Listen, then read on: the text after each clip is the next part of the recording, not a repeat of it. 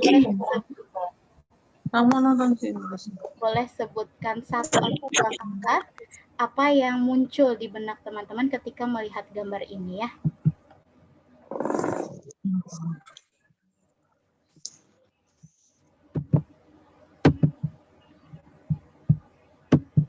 Nah, silahkan boleh dijawab satu atau dua kata. Apa sih yang teman-teman pikirkan secara spontan ketika melihat atau mendengar kata COVID-19 atau Corona gitu ya. Mungkin dari Mbak Fani, saya lihat ada nama Mbak Fani Aulia. Kira-kira apa pendapat Mbak Fani? Kalau dari pendapat saya kan pertama kali melihat gambar itu kayak bahaya gitu ya kan COVID, terus banyak nyawa juga yang udah diambil gitu. Oke, terima kasih Mbak Fani. Boleh lagi yang lain? Mbak Ayu mungkin satu kata aja. Kalau mendengar kata corona atau COVID nih, apa sih yang terpikirkan? Takut. Takut, oke. Ya, ada berbagai macam banyak pendapat dari teman-teman yang sebelumnya saya juga pernah ngobrol gitu bareng teman-teman yang lain. Kayaknya kalau yang paling terlintas ketika dengar kata corona atau COVID-19 itu sudah takut, udah kematian, isoman, itu adalah kata-kata yang langsung secara spontan ketika saya tanyakan apa sih corona itu, apa sih COVID itu gitu ya, itu secara spontan. Jadi jarang saya mendengar ada kata happy, hikmah, bersyukur, jarang sekali. Yang terdengar itu kematian, isoman, vaksin, dan sebagainya. Itu yang kalau kita itu adalah salah satu respon cepat yang biasanya sudah kita rekam di dalam mindset kita ya, di dalam otak kita udah terframing. Nah, terframing dari mana? Dari berbagai macam hal. Sebelumnya boleh kita lanjut. Apa sih akhir-akhir ini yang terbaru? Nah, kalau kita perhatikan, di sini ada data tentang kasus corona secara global ya. Secara global di seluruh dunia bahkan sudah terkonfirmasi sebanyak 186.821.815 yang terkonfirmasi kasus positif corona atau COVID-19. Nah, di sini Indonesia apakah termasuk? Jelas. Bahkan sekarang kita tahu ya, Indonesia salah satu negara yang tingkat kasus coronanya makin tinggi setiap harinya. Tercatat ada 4 juta ya teman-teman dari seluruh dunia itu kematian yang diakibatkan oleh virus corona yang tercatat di WHO. Indonesia ada di mana?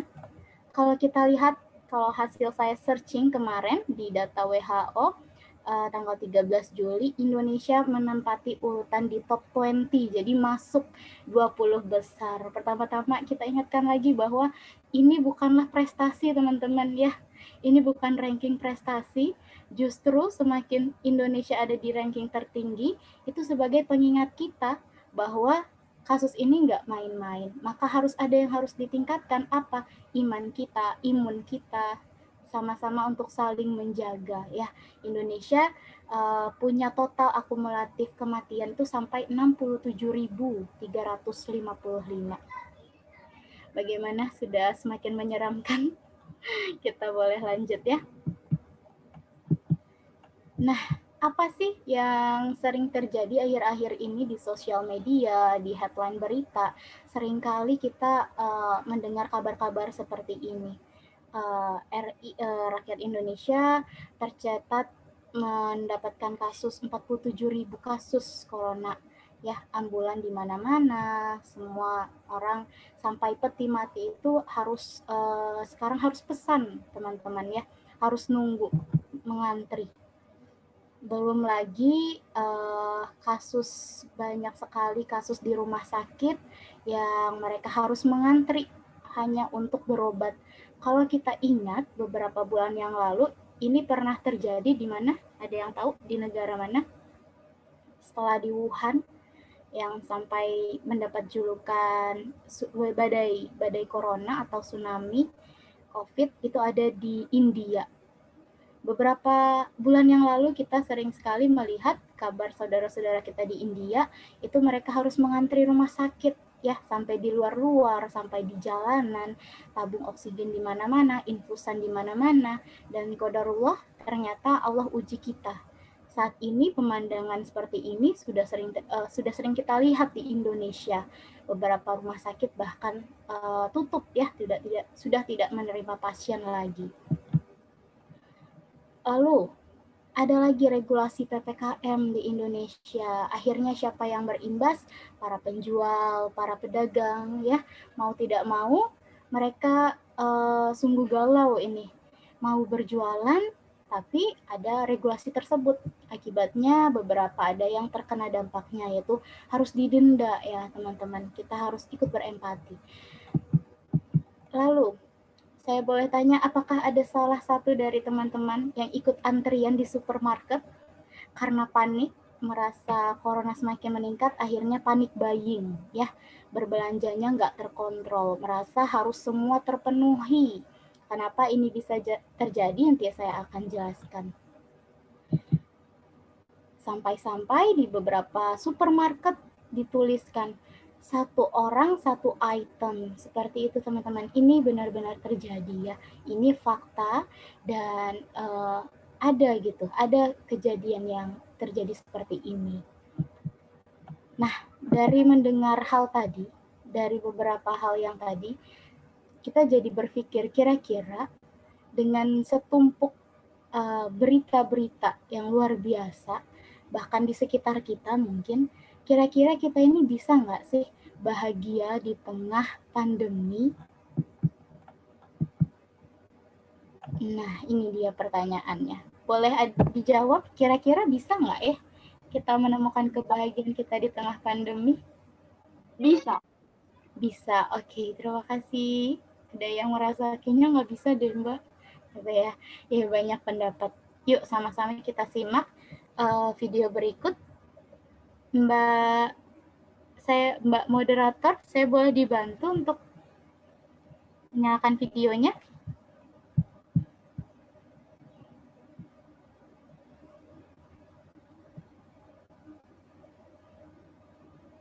Videonya apakah sudah ini ya?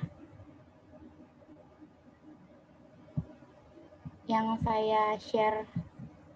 Gimana Kak? Maaf tadi. Videonya bisa ditampilkan kalau dari moderatornya? Yes. Ada di dalam slide-nya ya Kak ya? Iya, ada di dalam slide atau ada file yang saya kirim belum diterima ya? Kemarin yang ada di saya yang PPT-nya aja. Oh, yang ada di PPT-nya. Oke. I'll try ya. Saya coba. Semoga berhasil. Tadi noise sekali. Oke. Saya sharing lagi. Teman-teman, yuk kita sama-sama simak dulu video berikut ini.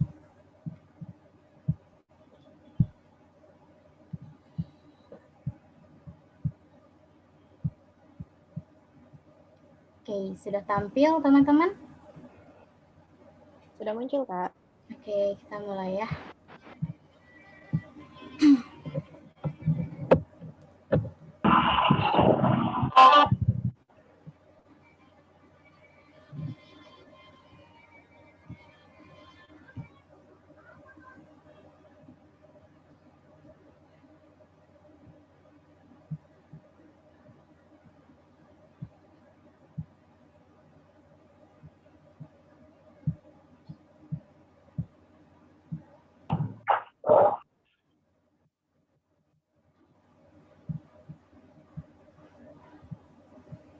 Videonya kok mati ya?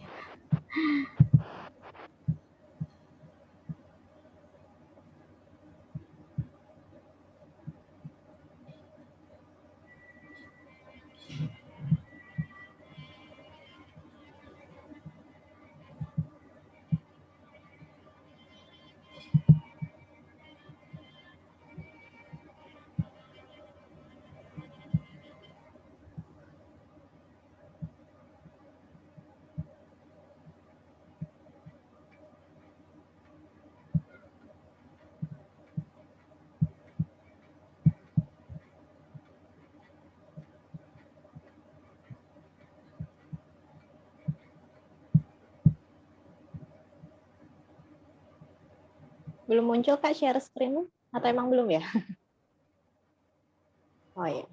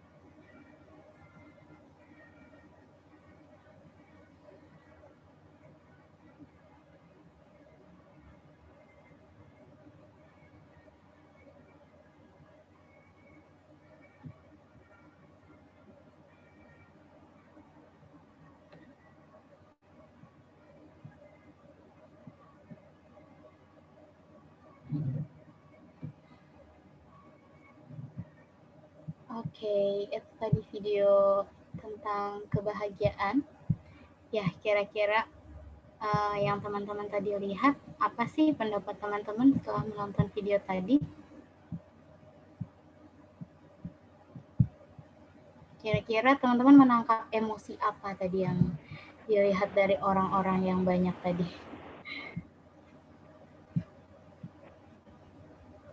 Happy. Kayaknya kok makin besar kita tuh makin dihadapi banyak masalah terus lupa buat bahagia gitu. Betul banget, itu juga salah satunya ya.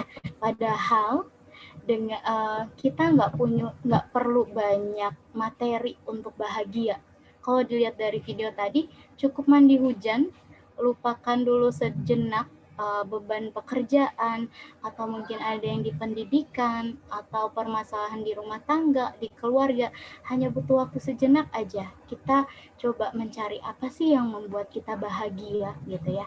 Padahal tadi di video tadi cuma mandi hujan, tapi kerasanya lepas sekali ya, lega sekali, bisa sampai ada emosi bahagianya tuh tampak dengan apa? Senyuman ya, dengan senyuman, dengan semangat. Itu adalah salah satu hasil dari happy tadi, kebahagiaan. Nah, kira-kira kalau saya tanya kapan teman-teman terakhir bahagia, mungkin masih bertanya-tanya ya, kapan ya kira-kira terakhir saya bahagia itu pas apa gitu ya, apa sih yang membuat saya bahagia lagi gitu.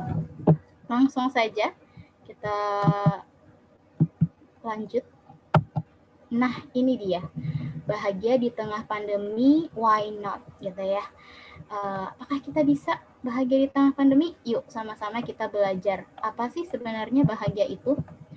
Nah, kita belajar dulu dari sejarah bahagia. Karena basic saya psikologi, jadi saya belajar variabel ini, yaitu variabel happiness, kebahagiaan. Nah, kebahagiaan ini dicetuskan oleh keempat founding fathers di psikologi juga, yaitu yang pertama Abraham Maslow. Ya, jadi menurut Abraham Maslow ini sangat concern dan salah satu pionir yang mencetuskan positif psikologi. Jadi dia mengatakan bahwa manusia itu juga mempunyai sisi positif. Nah, selama ini psikologi selalu identik dengan hal-hal negatif, dengan psikotik, gangguan mental, pembahasan-pembahasan yang negatif di sisi manusia. Nah, Abraham Maslow ini menyampaikan bahwa manusia itu kompleks, juga pasti ada sisi positifnya. Akhirnya dia galilah yang namanya psikologi positif, dan dia cari tahu apa sih kebahagiaan itu, bagaimana sih manusia itu bisa meraih kebahagiaannya dan mengaktualisasikan dirinya. Nah, setelah Abraham Maslow, ada Martin Seligman. Jadi Martin Seligman ini juga concern sekali di bidang psikologi positif, dan dia lebih fokus juga dalam variabel-variabel seperti happiness ini, kebahagiaan. Dia menyatakan bahwa manusia yang sehat itu juga manusia yang berbahagia. Jadi yang terpenting itu bukan hanya tidak kena gangguan mental, bukan, tapi tahu sisi positif di dalam dirinya. Salah satunya adalah bahagia. Selanjutnya ada Mihaly. Nah, Mihaly Csikszentmihalyi ini dia concern dengan efek situasi mental apa sih yang terjadi saat orang bahagia, sehingga dia menemukan istilah flow. Flow itu adalah kondisi di mana orang-orang fokus dengan hal yang dia sukain, fokus dengan kegiatan yang dia lakukan, sampai-sampai dia sudah tidak menghiraukan lingkungan di sekitarnya, sudah tidak terdistorsi oleh waktu, oleh lingkungan di sekitarnya. Itu yang terjadi saat orang flow. Seperti apa contohnya? Nah, kalau teman-teman mungkin lihat pengamen-pengamen di Eropa itu ya, di luar negeri, ada di pinggir jalan atau dekat trotoar yang bermain biola, itu sangat flow sekali, sangat khusyuk dalam memainkan alat musiknya gitu. Nggak peduli dengan keramaian, karena dia tahu happiness-nya dia adalah ketika bermain musik itu, ketika dia mendeliver nada-nada yang indah untuk orang dengar. Nah, dia flow di sana, dia bahagia di sana. Nah, lanjut lagi, kalau menurut Christopher Peterson, kebahagiaan itu adalah ketika emosi positif tadi dijadikan sebuah perilaku dan habit untuk mencapai kebahagiaan yang seutuhnya. Boleh dilanjut? Kita cari tahu apa sih happiness itu. Di sini saya pakai kata happiness, itu artinya adalah bahagia ya, kebahagiaan. Nah, kalau menurut Aristoteles, happiness itu adalah tujuan utama dari eksistensi manusia di dunia. Jadi semua orang di dunia itu kayaknya tujuan utamanya adalah kebahagiaan. Ya, kita sepakat ya. Kita maunya hidup itu ya bahagia. Tujuan kita itu bahagia gitu ya. Sama juga seperti Allah menciptakan konsep surga. Kenapa kita akhirnya menuju ke surga? Karena kita tahu ada kebahagiaan di surga. Nah, itulah tujuan eksistensi manusia, harusnya adalah kebahagiaan. Lanjut lagi, kebahagiaan itu adalah keadaan sejahtera dan kepuasan hati, yaitu kepuasan yang menyenangkan, yang timbul bila kebutuhan dan harapan tertentu individu terpenuhi. Jadi kalau menurut Harlock, orang dikatakan bahagia ketika semua kebutuhan dan harapannya itu terpenuhi. Itu namanya bahagia menurut Harlock. Sedangkan menurut Seligman tadi, yang pakarnya psikologi positif, dia menyatakan bahwa bahagia itu adalah emosi positif yang dirasakan individu dalam hidupnya, yang ditandai dengan lebih banyaknya afeksi positif yang dirasakan daripada afeksi negatif. Afeksi itu adalah perasaan ya, jadi perasaan yang positifnya itu jauh lebih besar daripada perasaan negatif. Itu yang dikatakan orang yang berbahagia menurut Seligman. Nah, selain itu, tokoh Islam juga menyampaikan bahwa Al-Ghazali, kebahagiaan itu konsepnya adalah dengan cara menekankan pentingnya arti mengenal kepada Allah. Dengan mendekatkan diri kepada Allah, manusia akan mendapatkan ketentraman dan atau kebahagiaan. Itu kalau menurut Al-Ghazali, salah satu tokoh Muslim ya. di psikologi juga biasanya mempelajari tokoh yang satu ini dari Al-Ghazali. Nah, ini konsepan yang menurut saya cukup luar biasa ya, sangat relate dengan kita bahwa kalau kita mau bahagia, kita juga harus mendekatkan diri kepada yang menciptakan rasa bahagia itu, yaitu Allah Subhanahu wa Ta'ala. Kalau menurut Al-Ghazali, kebahagiaan itu dilalui dengan dua cara. Yang pertama adalah mengenal diri sendiri. Nah, di sini artinya mengenal diri sendiri bukan mengetahui nomor sepatu kita, ukuran baju kita, skincare apa yang cocok sama muka kita, bukan itu ya. Bukan tentang fisik, tapi mengenali diri sendiri itu kita tahu tujuan kita hidup itu apa. Apa yang ingin saya raih, bahagia apa yang saya inginkan. Apa sih kekurangan dan kekuatan di dalam diri kita ya, harus tahu strength sama weakness diri kita itu apa gitu. Supaya apa? Supaya kita semakin kenal diri kita. Kalau kita mengenal diri kita, kita tahu apa yang membuat kita bahagia. Nah, yang kedua itu ya itu tadi cara meraih kebahagiaannya kita jadi tahu karena kita mengenal diri kita. Contohnya apa? Cara meraih kebahagiaan itu tidak boleh menyimpang, teman-teman ya. Banyak sekali kisah zaman dulu atau kisah yang sekarang, di zaman sekarang apalagi, seringkali kita salah dalam dalam melakukan hal-hal yang kita anggap bahagia. Cara meraih kebahagiaan kita itu menyimpang. Justru kalau cara meraih kebahagiaan kita menyimpang, bukan bahagia yang seutuhnya yang kita rasakan, melainkan laknat dari Allah. Kalau kita ingat kisah Fir'aun ya, Raja Mesir saat itu, dia sangat terpenuhi segala kebutuhannya. Secara teori harusnya dia bahagia, tapi ternyata tidak. Nah, Fir'aun justru ingin mencari kebahagiaan lebih, dia ingin diakui dirinya sebagai Tuhan. Dia ingin diakui dirinya sebagai yang paling berkuasa di dunia. Nah, inilah akhirnya cara meraih kebahagiaan yang salah. Justru Allah melaknatnya, Allah memberikan ia azab kepada Fir'aun. Nah, lanjut lagi ada Korun. Korun ini dulu berpikir bahwa bahagia itu ketika punya banyak harta.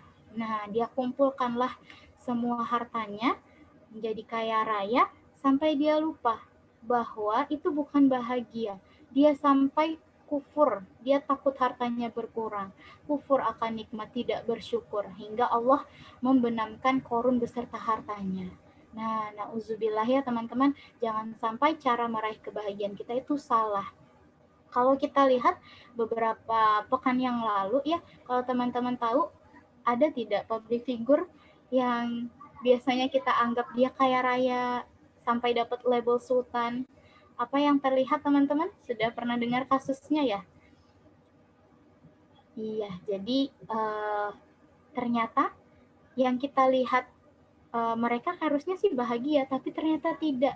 Justru terjerumus ke dalam narkoba. Nah, itu teman-teman yang harus kita hindari. Kita harus tahu diri kita dan kita harus tahu bagaimana sih cara meraih kebahagiaan yang positif ya, bukan yang ke arah negatif. Supaya apa?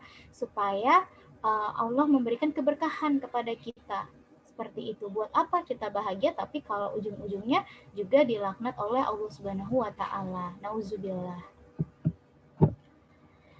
Nah, ternyata konsepan tadi tentang makna kehidupan itu dia dibenarkan juga oleh salah satu ilmuwan, yaitu Viktor Frankl, menjelaskan bahwa seorang manusia akan bahagia bila ia telah mengerti makna dalam hidupnya. Nah, pertanyaannya sekarang, kita sudah mengerti belum makna hidup kita itu apa sih? Bagaimana kita harus meraih happiness? Bagaimana kita harus meraih kebahagiaan kita?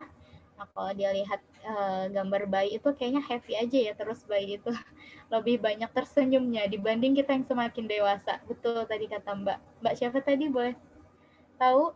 Karena namanya... Ya, belum kenalan ya. Iya. Taki, Kak, nama saya. Saking semangatnya langsung mulai aja, nggak pakai kenalan dulu. Mbak siapa? Taki, Kak. Oh, Mbak Taki, yes, Iya. kata Mbak Taki. Semakin dewasa itu semakin susah kayaknya happiness-nya dibanding anak bayi ya, lebih banyak senyumnya, ketawanya itu ya. Ya, itulah namanya fase kehidupan gitu.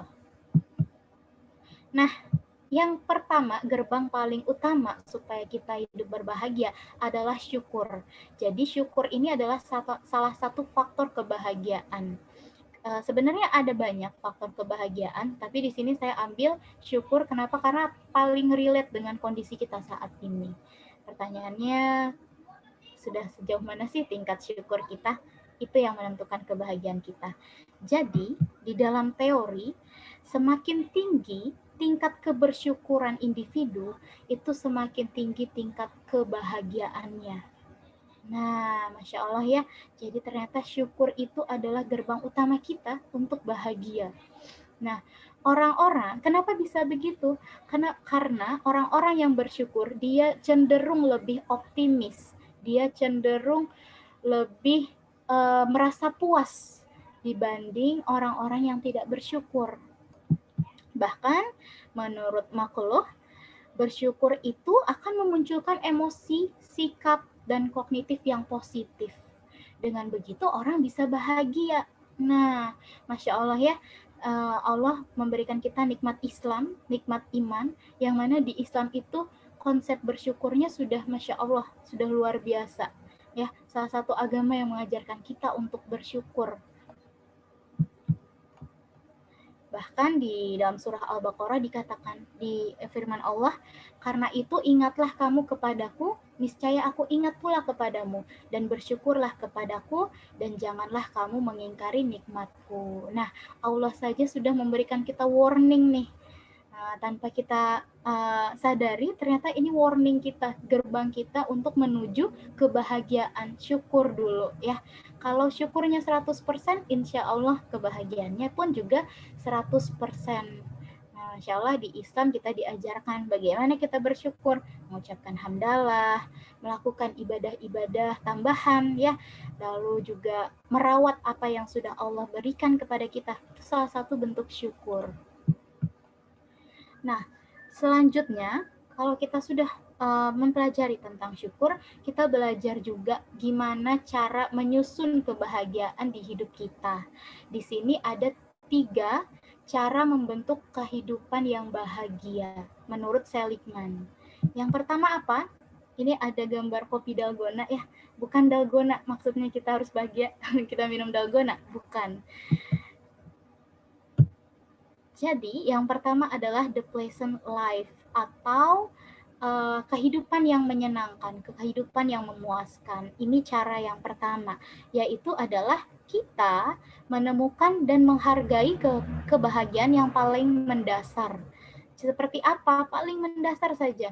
Kita harus merawat hubungan kita dengan orang lain, dengan teman, dengan keluarga, ya, membina rumah tangga yang baik gitu ya, menjalin hubungan yang baik dengan orang di circle terdekat kita. Itu kebutuhan kita yang paling mendasar dan itu kebahagiaan kita yang harusnya kita syukuri paling mendasar. Ditambah lagi, kita harus mencoba hal-hal yang baru yang kita sukain. Jadi kalau ingat di awal pandemi, banyak sekali di timeline atau di beranda sosial media, tiba-tiba orang pada buat dalgona. Kopi dalgona saat itu, kayaknya kalau corona itu jadi identik sama dalgona ya, di awal-awal pandemi. Tiba-tiba semua orang merekam, memposting, ya nggak apa-apa, itu adalah hal baru. Lakukan hal baru yang memang itu membuat teman-teman bahagia, asal itu positif. Jadi nggak usah khawatir, teman-teman silakan mengeksplor, apa sih yang membuat teman-teman bahagia, ya dilakukan, seperti itu. Selanjutnya, cara yang kedua adalah the good life. Nah, atau kehidupan yang baik. The good life ini cara kita belajar dan menemukan kekuatan di dalam diri kita. Apa sih kelebihan diri kita, strength di dalam diri kita? Nah, bisa saja mungkin di selama pandemi justru kita semakin tahu ternyata gara-gara pandemi warung-warung tutup, aku jadi pinter masak ya. Ternyata aku punya bakat nih memasak kayak gitu. Sebagai contoh ya teman-teman, Jadi kalau di The Good Life ini, kita tahu kekuatan diri kita dan kita sampai mengaplikasikannya untuk memperkaya diri kita. Contohnya apa? Saya sambil cerita ya, nggak apa-apa. Contohnya adalah misalnya, saya tuh punya teman. Teman saya itu selama pandemi, dia sering sekali ngeliatin video-video poster digital dan juga ucapan-ucapan digital. Jadi kayak ilustrator itu dia liatin itu sampai akhirnya dia tahu itu yang buat dia happy selama pandemi. Dia sampai download aplikasinya, dia pelajarin gimana caranya sih orang bisa gambar pakai secara digital sampai akhirnya dia mahir di sana. Ini contoh ya teman-teman, selama pandemi beneran terjadi di teman saya. Jadi akhirnya dia sampai mahir, dan akhirnya karena 2 tahun kemarin kan kita lebarannya via online ya. Lebarannya dilarang mudik. Sampai akhirnya dia banyak sekali orderan untuk dibikinin kartu ucapan online. Nah, ini dia. Akhirnya dia temukan bahagia itu ketika kita tahu kita punya kelebihan dan kita bisa mengaplikasikannya sampai itu memperkaya diri kita. Itu bisa menjadi income di dalam diri kita. Banyak sekali teman-teman di masa pandemi ini sebenarnya kalau kita mau melihat ya, ada juga hikmah di dalam pandemi ini gitu. Ada yang menemukan bakatnya, ada yang menemukan potensinya, bahkan ada yang menemukan income lebih ketika pandemi. Nah, tugas kita sekarang cari apa sih kekuatan di dalam diri kita yang bisa kita lakukan dan buat diri kita itu bahagia. Selanjutnya, ini ada Fedi Nuril. Ini bukan berarti saya fangirlnya Fedi Nuril ya. Cuma beberapa kali sering nontonin filmnya, akhirnya saya follow Instagramnya. Kenapa ada gambar Fedi Nuril dan apa kaitannya dengan The Meaningful Life? Nah, jadi di dalam dimensi The Meaningful Life atau kehidupan yang bermakna, ini adalah cara orang-orang membentuk kebahagiaannya dengan tahu kekuatannya apa, tahu kelebihan dirinya apa. Dan ketika dia tahu kelebihan dirinya apa, dia justru memiliki tujuan yang lebih besar, tujuan yang dia pikirkan untuk orang lain. Nah, ini cara bahagia yang menurut saya paling luar biasa. Contohnya kenapa Fedi Nuril? Nah, saya cerita lagi ya. Jadi, Fedi Nuril ini, kalau kita telaah, dia punya bakat, dia punya potensi. Allah kasih dia kelebihan privilege berupa popularitas, ya, keterkenalan. Followersnya juga banyak. Nah, ini saya tahu karena saya follow Instagramnya. Suatu hari, di setiap hari Jumat, dia memposting UKM-UKM dan juga usaha-usaha online orang-orang secara gratis. Nah, baru saya mengerti, Fedi Nuril ngelakuin itu ya karena dia ingin bahagia gitu, bahagia dengan cara dia. Dan ternyata setiap malam Jumat, biasanya setiap malam Jumat, Fedi Nuril ini akan informasiin di Instagram story-nya, dia akan bilang bahwa yuk teman-teman yang mau dipromosiin UKM-nya, usaha-usaha online-nya, boleh kirim ya ke saya Jumat. Saya akan posting satu persatu story-nya gratis tanpa perlu dibayar. Bayangkan teman-teman, kalau orang yang sudah mempunyai kekuatan, punya strength, punya kelebihan di situ, dan dia tahu, dia memikirkan tujuan yang jauh lebih besar dari dirinya untuk kepentingan orang lain, disitulah dia juga mendapatkan kebahagiaan. Nah, ini luar biasa, double kebahagiaan. Secara psikologis dia bahagia melakukan itu, dan secara psikologis juga orang yang dibantu merasa terbahagiakan. Jadi ada double kebahagiaan. Nah, itu contoh dari Fedi Nuril. Kita bisa juga melakukan itu. Kalau kita, makanya kenapa ada istilah kalau kita kesusahan, ya kita juga bantu orang. Ternyata dari perilaku kita membantu orang, itu membuat hormon kebahagiaan kita meningkat, teman-teman.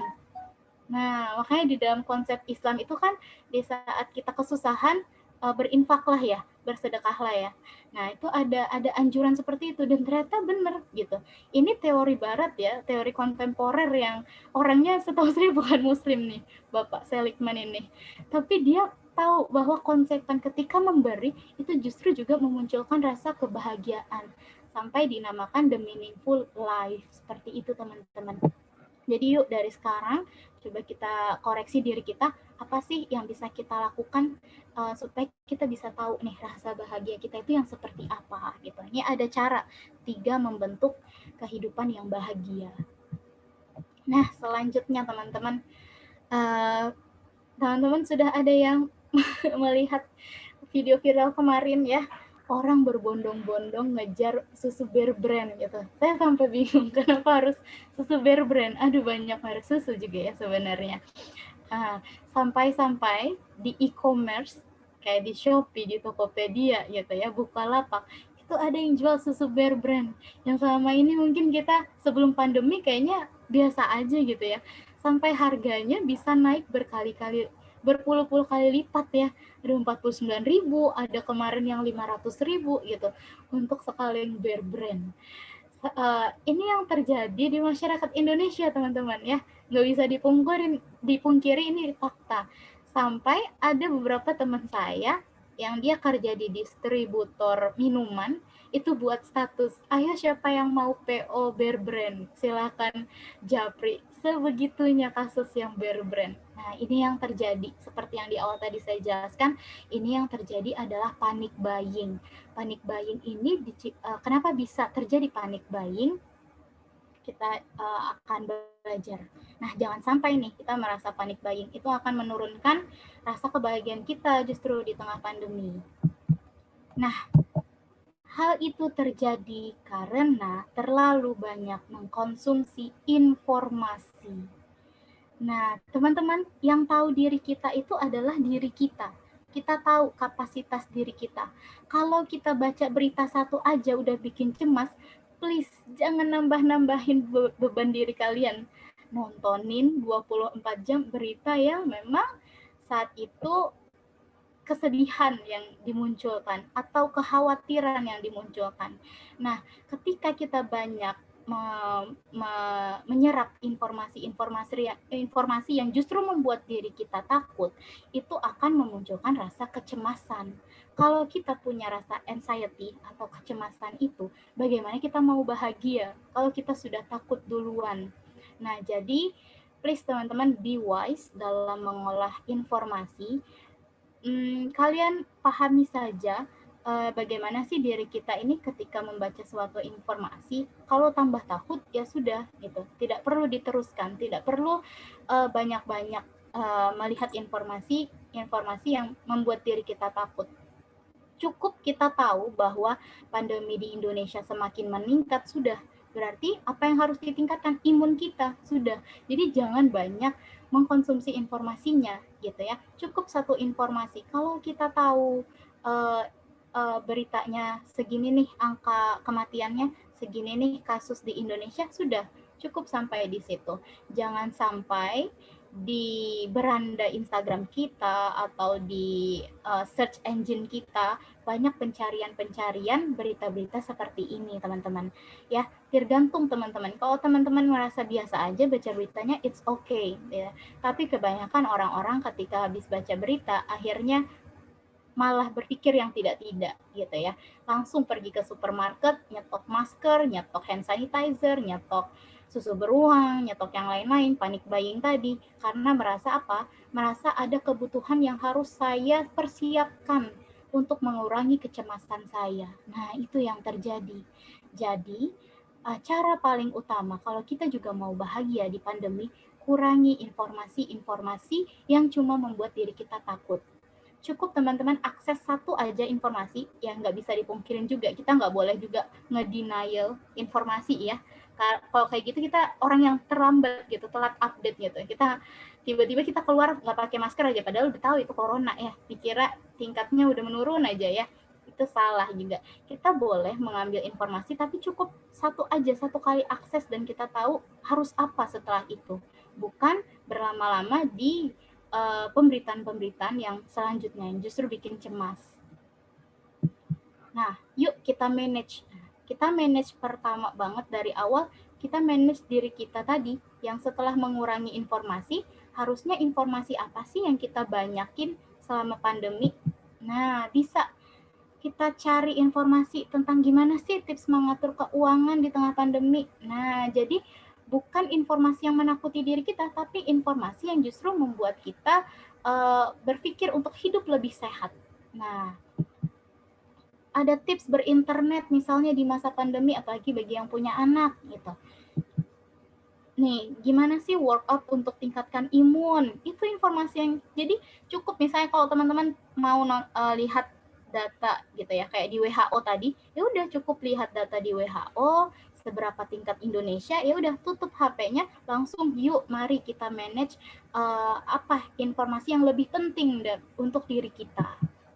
Nah, gimana sih tips hidup sehat? Langsung dicari aja yang lain. Makan sehat, makanan sehat yang untuk meningkatkan imun itu seperti apa sih? Nah, jadi menghadapi pandemi itu dengan tenang, teman-teman. Jadi jangan sampai otak kita banjir informasi yang tadi, sampai itu menurunkan imun kita. Itu sayang sekali. Kalau kita cukup satu kali aja tahu nih tingkat Indonesia segini, nah berarti kita cari informasi apa nih yang untuk meningkatkan imun kita.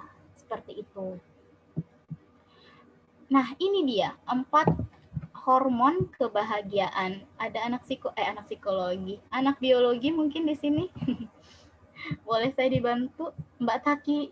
Ini kayaknya orang kesehatan ya. Paham ini ya Mbak Taki. Nah, ini ada 4 hormon kebahagiaan. Jadi, yang salah satu mempengaruhi emosi di dalam tubuh kita itu juga adalah hormon. Nah, makanya kenapa saya bilang kurangin deh informasi-informasi yang cuma bikin takut gitu ya. Kita ganti gitu. Kita ganti informasi yang justru bisa meningkatkan kita untuk hidup sehat dan untuk bahagia. Nah, 4 hormon yang pertama ada hormon dopamin. Ini dikenal sebagai hormon perasaan baik. Apa yang bisa dilakukan untuk meningkatkan dopamin? Makan enak, makan banyak. Nah, yang pasti harus sehat ya makanannya. Tidur cukup. Nah, tidur cukup tuh penting. Kita sudah paham misalnya tadi konsepan bahagia, tapi kita juga nggak melatih diri kita untuk meningkatkan hormon yang ini, sama aja bahagianya nggak secara utuh akhirnya. Olahraga, meditasi itu dapat meningkatkan hormon dopamin. Selanjutnya ada endorfin. Endorfin ini dikenal sebagai pereda nyeri alami tubuh. Apa yang bisa dilakukan? Tertawa, mendengarkan musik. Mungkin buat kita yang muslim bisa mendengarkan murotal ya, makan coklat, nonton film yang mungkin kita suka, yang bisa ngasih kita dampak positif, itu juga akan meningkatkan hormon endorfin. Selanjutnya oksitosin. Nah, sering juga disebut hormon cinta. Berpelukan ya sama anak atau sama pasangannya, berbagi cerita atau main dengan hewan peliharaan, melakukan kebaikan, itu juga hormon oksitosin, menghasilkan hormon oksitosin. Selanjutnya ada serotonin, yaitu berperan mengelola suasana hati. Berjemur di bawah sinar matahari. Ternyata berjemur di bawah sinar matahari selain baik untuk orang-orang yang kena COVID ya, isoman itu, ternyata juga baik loh untuk kebahagiaan diri kita gitu. Karena dia mengeluarkan hormon serotonin. Melihat pemandangan alam, jalan-jalan, berdoa, dan beribadah. Nah, Masya Allah ya. Jadi, sama seperti konsepan psikologi, ternyata berdoa dan beribadah sebagai wujud syukur itu bisa meningkatkan kebahagiaan. Ternyata dibahas di dalam orang-orang kesehatan. Iya, betul. Ternyata itu meningkatkan hormon kebahagiaan. Nah, itu teman-teman, kita lanjut. Kalau kita sudah tahu, yuk kita cari apa saja sih sumber-sumber kebahagiaan gitu. Ini masih menurut Myers kalau tidak salah ya, saya ambil salah satu pakar psikologi. Sumber-sumber kebahagiaan yang pertama, menjalin hubungan positif dengan orang lain. Nah, walaupun pandemi, kita tetap bisa loh menjalin hubungan positif dengan orang lain. Teman-teman mungkin ada yang pernah merasakan ya, kalau ada konflik dengan seseorang, Anggaplah kita punya teman banyak, tapi ada satu aja yang kita konflik dan itu belum selesai, itu seumur hidup rasanya masih kepikiran. Percaya deh, kebahagiaannya tuh kurang gitu. Makanya kenapa menjalin hubungan positif dengan orang lain itu juga ternyata memicu diri kita bahagia seutuhnya. Nah, itu penting sekali. Jadi yuk alhamdulillah bagi kita yang masih punya keluarganya lengkap, masih dikelilingi dengan teman-teman, dengan sahabat, yuk kita jalin hubungannya dengan baik, dengan positif. Supaya apa? Supaya menghindari konflik-konflik tadi. Karena semakin banyak konflik, justru semakin membuat diri kita tidak bahagia.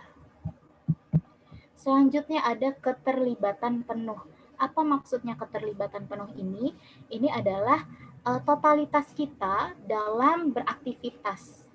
Nah, ternyata ketika kita totalitas dalam sebuah kegiatan, contoh pekerjaan, contoh mungkin di komunitas dan karir dan sebagainya, kalau kita terlibat penuh dan kita menyukai hal itu, maka itu akan memicu rasa bahagia, teman-teman.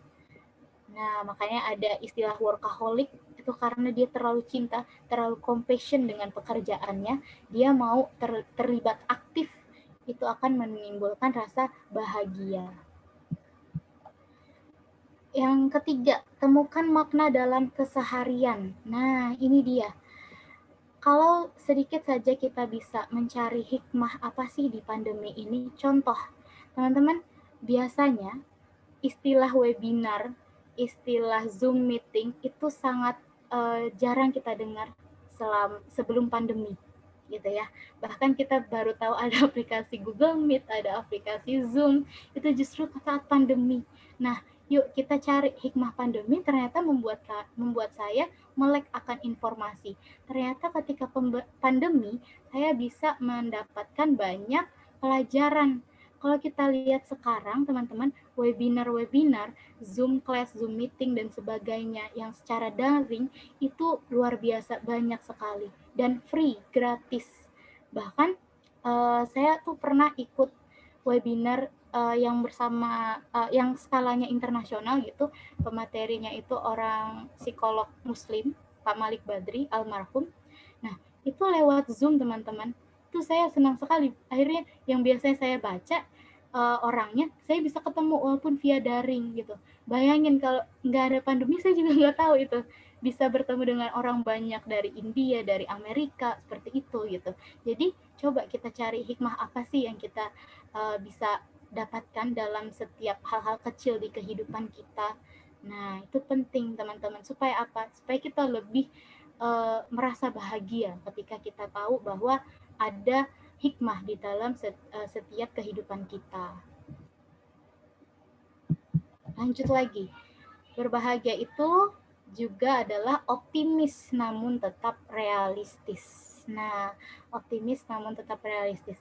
Optimis di sini bukan berarti kita optimis sehat langsung keluar nggak pakai masker, itu adalah orang yang salah ya. Optimisnya terlalu lebay alias salah kaprah. Kita tuh harus jadi orang yang optimis tapi tetap realistis gitu ya. Tetap memandang ke depan, tetap tahu targetan apa kayak gitu. Dengan kita berusaha mencapai target itu, otomatis kita membuat diri kita bahagia karena diri kita terpacu untuk jadi yang lebih baik. Tetapi tetap realistis, tetap terukur. Contohnya nih, ibu yang digambar ini pandemi nih, tapi dia tetap jualan gitu. Dia optimis, dia tetap yakin bahwa rezeki itu harus dikejar gitu. Tapi realistisnya dengan apa? Dia pakai masker, dia pakai face shield sesuai dengan prokes gitu ya. Jadi berbahagialah orang-orang yang punya rasa optimis tapi realistis gitu ya. Maka itu dia tingkat kebahagiaannya akan semakin meningkat gitu teman-teman. Jadi tetaplah jadi orang yang optimis dan realistis. Yang penting terukur ya. Lanjut lagi. Terakhir, ini menjadi pribadi yang resilience. Nah, susah banget nih kata-katanya, apa sih resilience? Nah, jadi orang yang berbahagia itu bukan berarti orang yang nggak pernah mendapatkan masalah. Bukan berarti orang itu bisa hidupnya stagnan bahagia terus, nggak ada ya. Kita bukan seperti cerita-cerita di Disney yang selalu happily ever after ya. di akhir ceritanya pasti kita semua punya fase di mana kita harus menitikkan air mata, kita harus sedih. Nah, ketika kita merasakan emosi-emosi tadi, itu bukan hal yang buruk, teman-teman. Bukan hal yang salah, gitu ya. Justru kalau kita sedih, kita merasa diri kita lemah, itu justru pengingat buat diri kita. Ternyata di dalam dunia ini nggak bisa ya, aku menyombongkan. Apa sih yang harus disombongkan, gitu ya. Kayaknya diri ini kecil, gitu. Nah, jadi teman-teman, normal dan wajar untuk kita merasa sedih. Nggak harus bahagia terus. Tapi orang yang punya mental bahagia, dia tahu resilience. Resilience itu apa? Resilience itu adalah cara individu untuk bangkit dari fase-fase terpahit dalam hidupnya. Nah, jadi teman-teman, kalau kita merasa sedih itu normal dan wajar, nggak apa-apa. Tapi supaya kita bahagia lagi, kita harus punya resilience ini gitu. Percaya deh, di setiap diri manusia itu punya kemampuan untuk resilience. Tinggal tergantung dia mengasahnya. Kita itu menangis nggak apa-apa, tapi buat komitmen di dalam diri. Setelah aku meluapkan emosi ini, setelah aku nangis, aku harus janji bisa bangkit lagi. 2 kali lipat. Nah gitu. Jadi jangan di denial ya rasa marah atau rasa sedihnya, jangan nggak boleh sedih, harus kuat. Enggak gitu juga, nggak apa-apa, wajar banget kita untuk meluapkan emosi dulu supaya untuk kehidupan yang berbahagia lebih lagi next-nya. Nah itu namanya resilience, buat targetan gitu, kapan nih harus sedihnya, sampai kapan nih, 2 hari lah, 3 hari lah, intinya jangan berhari-hari. Nah, yang berhari-hari itu yang justru bukan orang dengan mental bahagia. Orang dengan mental bahagia dia tahu kapan dia harus nangis, kapan dia harus cepat bangkit, dan dia tahu caranya untuk bangkit. Itu orang-orang yang resilience. Seperti itu teman-teman ya. Kita lanjut lagi. Kalau saya kecepatan boleh loh di stop Mbak Taki atau yang lain. Tapi kalau dicerita cerita aja. Lanjut lagi. Ketika kita sudah Untuk ini Kak, ya, untuk waktunya ada 10 menit lagi ya Kak ya? 10 menit lagi, waduh, saya yang panik ini. Nah, kita belajar tentang tadi sudah sumber kebahagiaan, cara meraihnya. Kita belajar kalau kita sudah melewatinya, harusnya kita punya karakteristik ini. Nah, karakteristik orang yang memiliki kebahagiaan di dalam hidupnya. Yang pertama, menghargai diri sendiri. Nah, kalau kita orang yang bahagia, pastinya kita bisa menghargai diri sendiri. Kalau sudah bisa menghargai diri sendiri, otomatis bisa menghargai orang lain. Itu ciri-ciri orang yang bahagia. Nggak ada tuh yang rasanya iri, ngerasa insecure, nggak ada. Karena tahu dirinya, gitu ya. Selanjutnya rasa optimis tadi, sudah seperti yang dijelaskan ya. Ternyata caranya optimis, ternyata outputnya juga optimis. Jadi orang-orang yang berbahagia itu orang-orang yang optimis, tahu apa yang harus dilakukan ke depannya, gitu ya. Nggak berlama-lama di fase-fase yang sedih mulu, putus asa mulu, nggak di situ terus, tapi harus optimis ke depan. Lalu orang yang berbahagia juga terbuka atau openness gitu ya, terbuka dengan situasi yang sekarang ini gitu. Kita tahu situasi sekarang ini adalah pandemi. Nah, dia memahami, oh iya sekarang sedang pandemi, harus apa nih gitu. Tidak mendenial, tidak sok-sok konspirasi dan sebagainya gitu. Seakan-akan tidak menerima gitu ya. Nggak usah begitu juga gitu. Jadi jangan terlalu berlebihan menghadapi sesuatu atau menerima informasi ya. Cukup jadi orang yang open minded, terbuka gitu. Dengan terbuka kita akan mudah juga membuat diri kita bahagia. Lalu mampu mengendalikan diri. Nah, orang-orang yang berbahagia ini tahu memanage dirinya gitu, nggak ikut-ikutan arus yang panik buying, pas lihat orang banyak statusin susu beruang, semua langsung beli susu beruang. Padahal kalau kita berpikir secara nalar, banyak sekali Allah itu kasih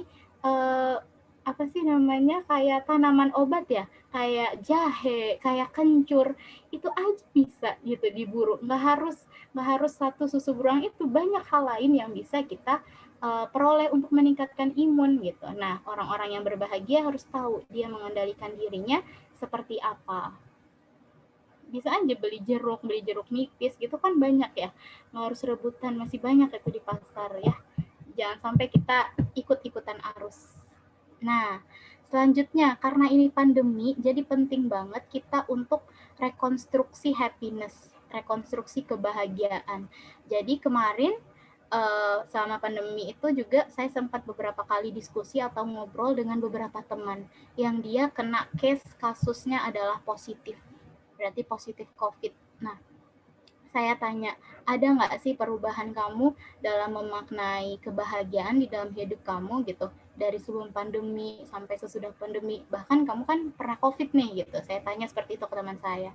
Terus teman saya itu jawab, iya dulu pas sebelum pandemi itu ngerasa banget pengennya itu bahagia itu kalau aku tuh kerja di tempat yang bonafit gitu ya, yang punya banyak privilege gitu, punya banyak gaji gitu ya. Dia ngerasanya seperti itu di tempat yang berkelas lah gitu ya. Tapi ternyata qadarullah gitu ya, dia misalnya positif, justru ketika pandemi dia merasa sekali kebahagiaan itu justru muncul ketika dia punya banyak waktu jeda di rumah karena dia isoman. Dia merasa sekali itu sebuah kesyukuran, dia bisa lebih mengenal dirinya sampai dia sekarang mengikuti pola journaling. Jadi journaling itu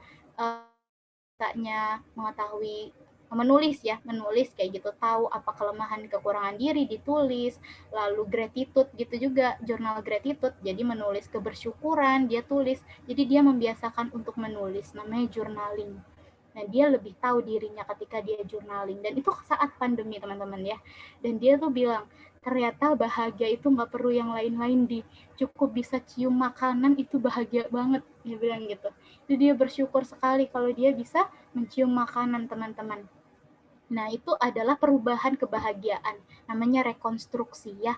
Di masa pandemi itu kerasa sekali ya.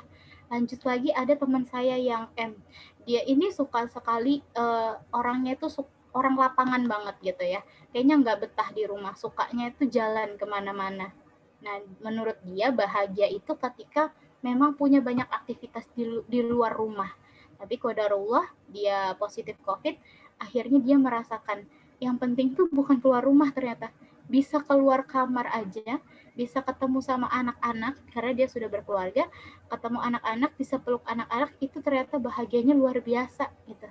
Itu bahagia yang dia nggak pernah dia definisikan sebelum pandemi. Nah, itu yang terjadi. Lalu ada teman saya lagi yang sama, dia lebih suka aktivitas di luar rumah, sampai sering ditegur kadang sama orang tuanya, dan ternyata dia nggak positif COVID, tapi yang positif COVID ibunya.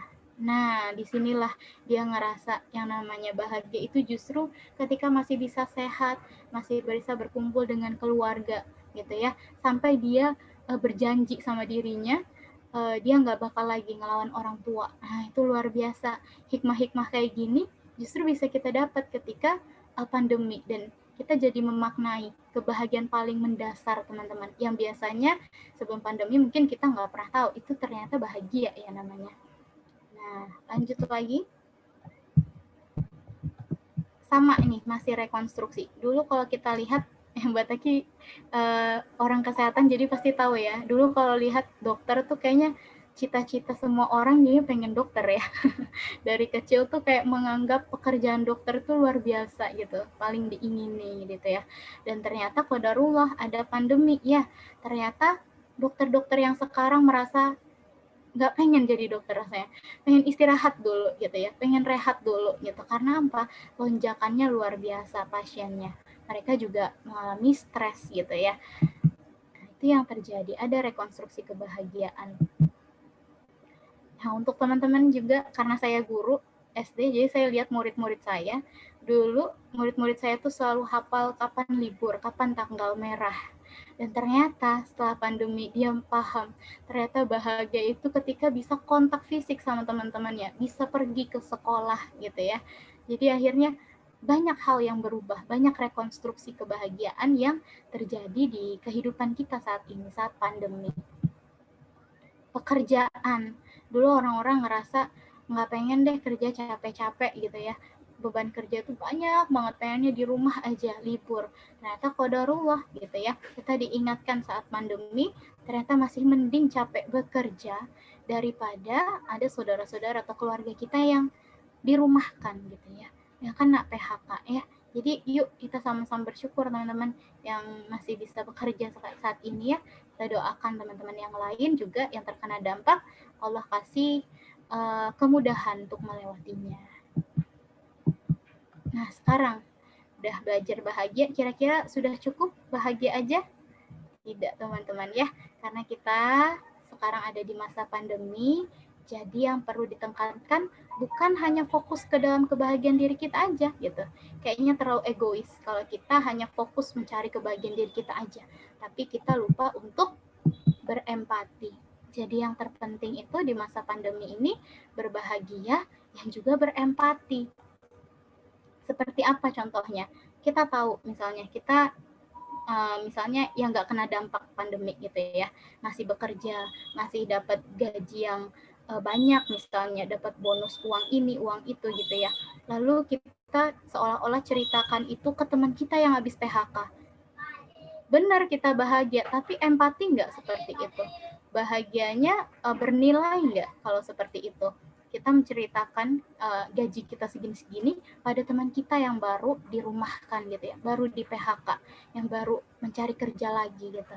Nah itu bahagia yang nggak berempati. Jadi yang terpenting itu di masa pandemi, kita tahu kita bahagia, kita tahu juga kita berempati.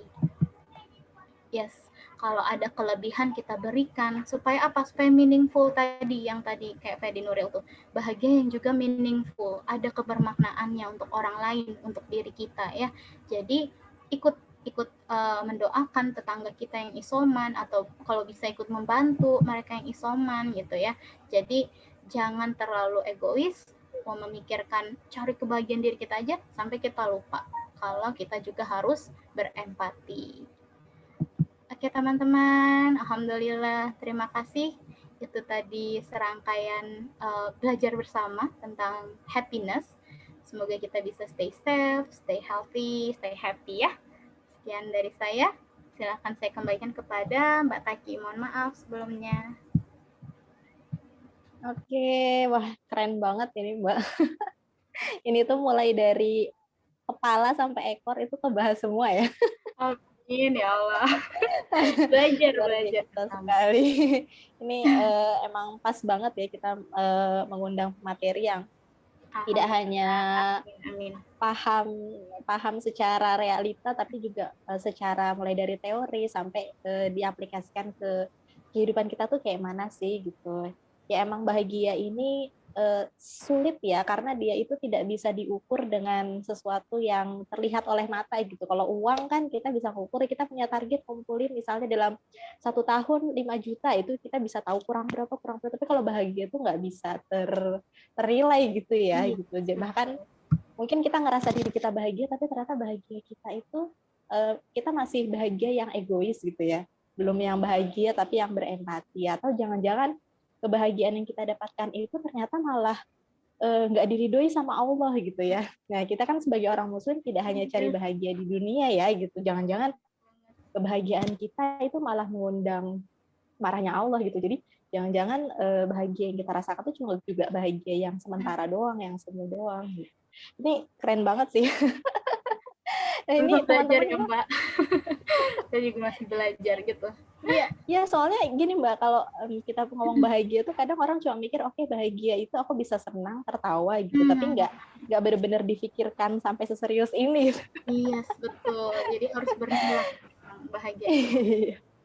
Oke, buat teman-teman yang mau nanya boleh ditulis di kolom chat, atau biar seru nanya langsung aja deh ya, mumpung sama Kak Diahnya nih.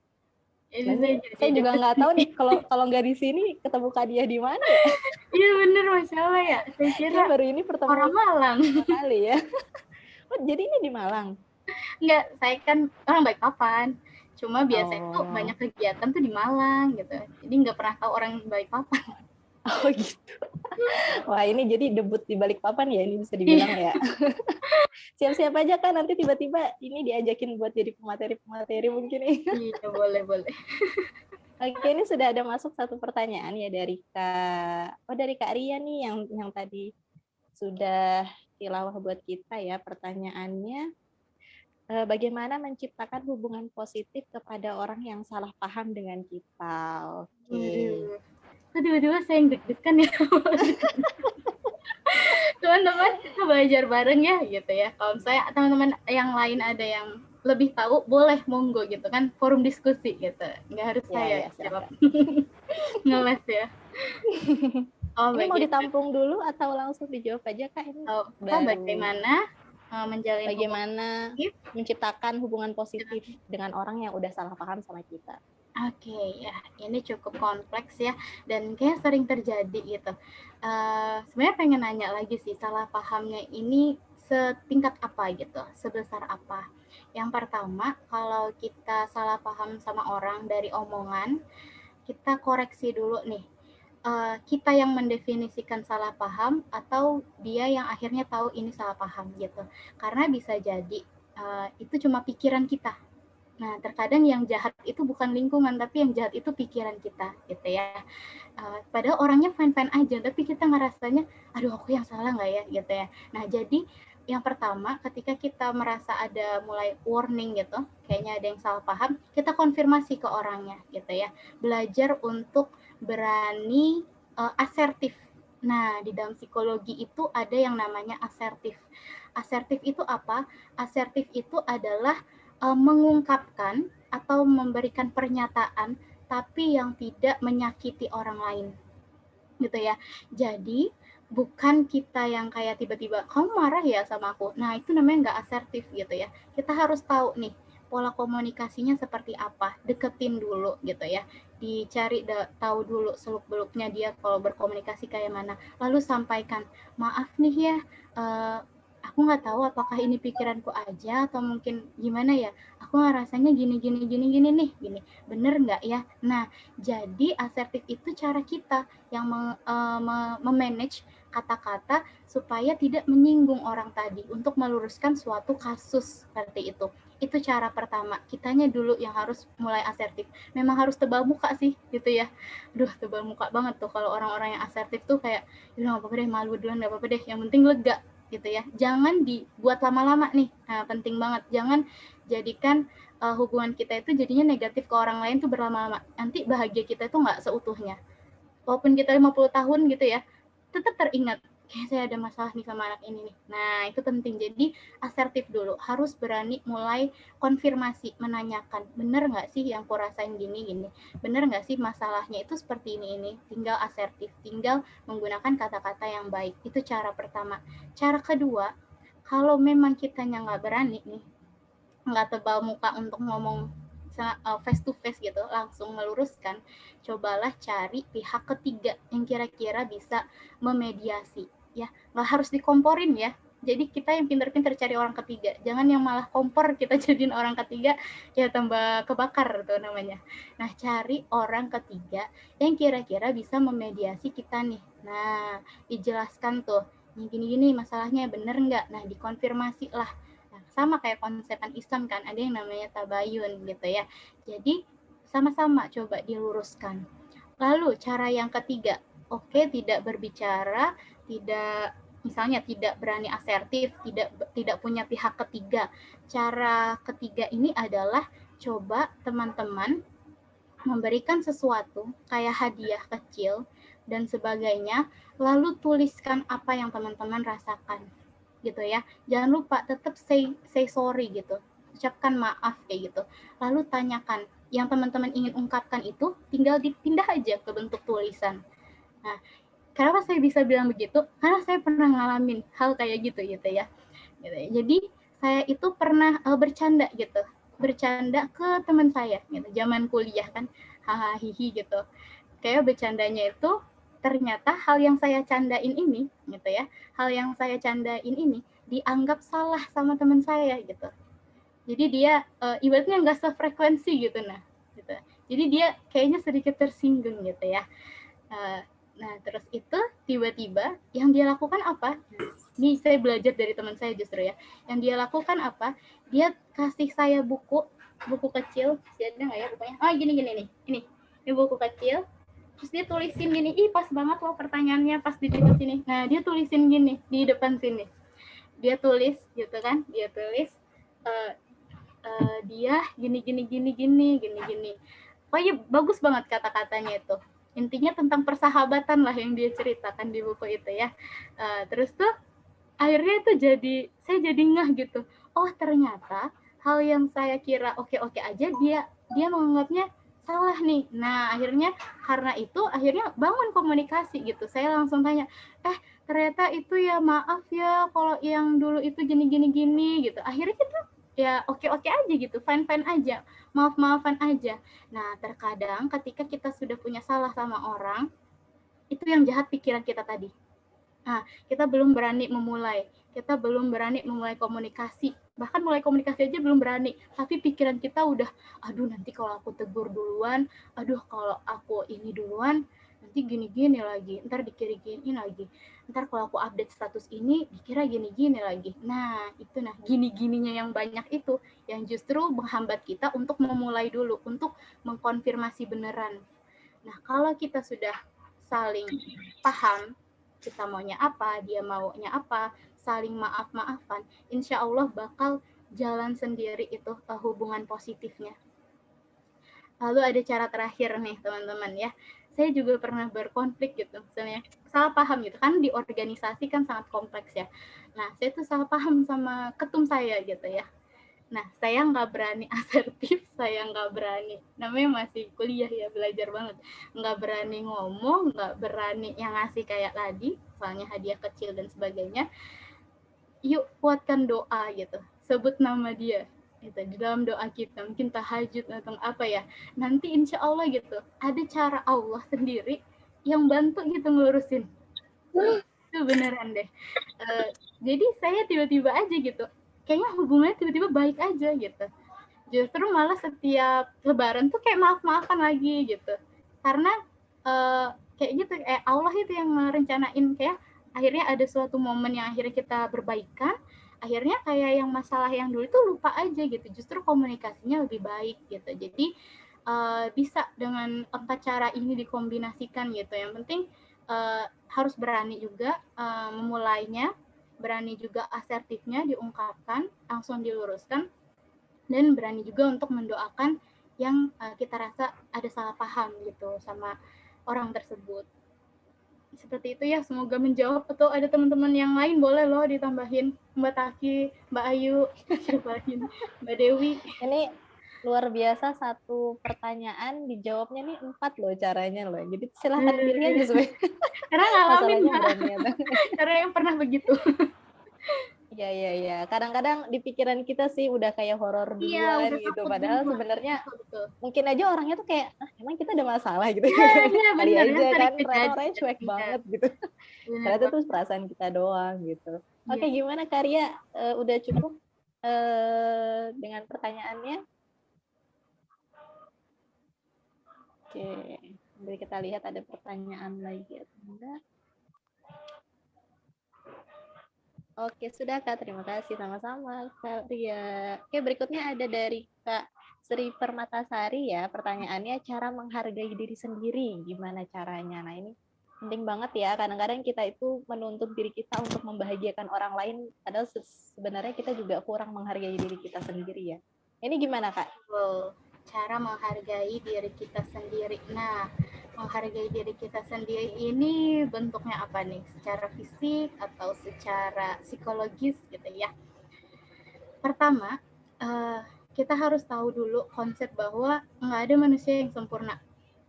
Nah, kita harus sepakat gitu ya, nggak ada manusia yang sempurna gitu. Jangan sampai kita menilai diri kita harus sama kayak orang lain. Nggak akan sama. Baju yang kita pakai pastilah tidak akan cukup di badan orang lain, atau baju orang lain tidak akan juga cukup di badan kita gitu. Tergantung. Jadi yang pertama adalah menghargai diri sendiri adalah kita tahu dulu konsep pertamanya adalah nggak ada manusia yang sempurna. Kalau kita sudah yakin nggak ada manusia yang sempurna, yuk cari nilai positif di dalam diri kita. Gimana kita mau menghargai diri kita kalau kita sendiri selalu menilai yang negatifnya? Kebanyakan orang itu adalah lebih fokus ke hal negatifnya daripada hal yang positifnya.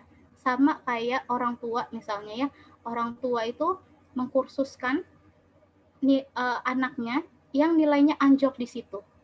Contoh, dia ada pelajaran misalnya ya, diasah bakat melukis nilainya dia bagus, di nilai matematika nilainya jelek. Nah, kebanyakan orang awam selalu mengeleskan anaknya ke matematika.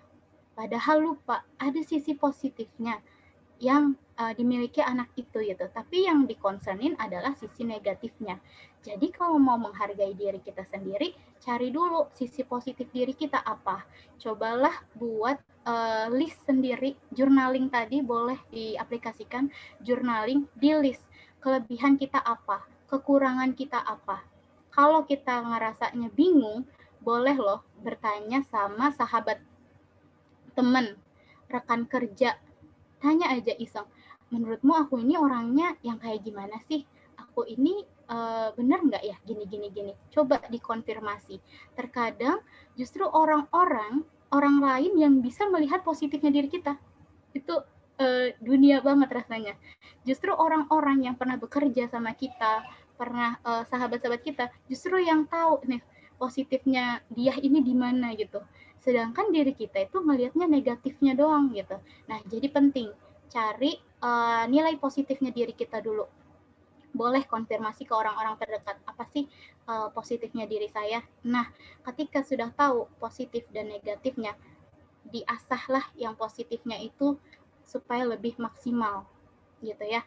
Ketika kita sudah maksimal mengasah yang positif, kita sudah tahu di kekuatan diri kita, disitulah kita bisa menghargai diri kita. Kita bisa tahu nih, oh kemampuanku itu di sini gitu ya. Jadi diriku ini yang seperti ini gitu. Diriku ini memang kemampuannya menulis, orangnya introvert gitu ya. Tapi bukan berarti aku nggak bisa sukses. Banyak orang-orang introvert, orang-orang yang lain itu bisa juga sukses karena dia introvert gitu. Jadi harus tahu, kenali kelebihan diri, baru kita bisa menghargai diri. Dan tetap satu konsepnya bahwa nggak ada manusia yang sempurna. Bukan berarti kita harus sempurna dulu baru bisa menghargai diri. Enggak salah itu ya. Jadi ya udah, dirimu seperti itu ya harus love yourself gitu. Oke, ini memang salah satu PR ya, sama seperti ketika kita misalnya masuk pekerjaan gitu ya, kadang suka ditanya, sebutkan hal-hal positif dalam dirimu, terus jadi mikir. Tapi kalau negatif, aduh banyak banget. Negatifnya banyak, nah tuh. Jadi bener, jadi kalau kayak gitu boleh konfirmasi ke teman. Jadi kayak dulu tuh saat saya juga masih mau apply pekerjaan, itu banyak konfirmasi ke teman gitu. Menurutmu aku ini orang yang kayak gimana sih? Gini. Nah, jadi kita tahu, wah ternyata diriku ini berharga ya di mata orang lain. Yuk, aku juga harus menghargai diriku sendiri gitu, teman-teman. Oke, luar biasa banget jawabannya ya. Gimana Kak Sri Permatasari, apa udah menjawab gimana caranya untuk menghargai diri kita sendiri? Oke. Nah, ini ada lagi Kak Dia pertanyaan. Jadi saya yang panik. Teman-teman boleh mau yang lain kalau mau jawab. Iya boleh, kalau misalnya ada yang mau share juga nih pengalamannya ya. Ini dari Kak Galaksi, ini Galaksi mana ya? Mungkin dari Galaksi Bima Sakti atau dari Galaksi mana? Ya ini mungkin universe ya ternyata. Ini sampai universe. Sampai universe ya, sampai luar angkasa nih peserta kita ya. Ya mungkin teman-teman yang namanya belum diganti dengan nama aslinya bisa diganti juga, sekaligus memudahkan panitia untuk pendataan peserta ya, karena setelah ini akan ada apa? Akan ada sesuatu deh pokoknya. Nah jadi ini dari Kak Galaksi yang aduh mohon maaf saya nggak tahu namanya, mungkin bisa disebutkan Kak namanya siapa. Nah ini pertanyaannya, minta saran Kak, bagaimana cara kita menyikapi diri di saat kita menghadapi masalah tanpa harus jadi stres karena masalah tersebut. Nah, udah berusaha untuk berpikiran positif buat bahagia, tapi ada aja hal-hal yang bikin kita down lagi. Nah, gimana tuh? Kita pasti punya masalah, tapi kita menghadapi masalah itu tanpa harus jadi stres karena masalah itu. Gimana tuh?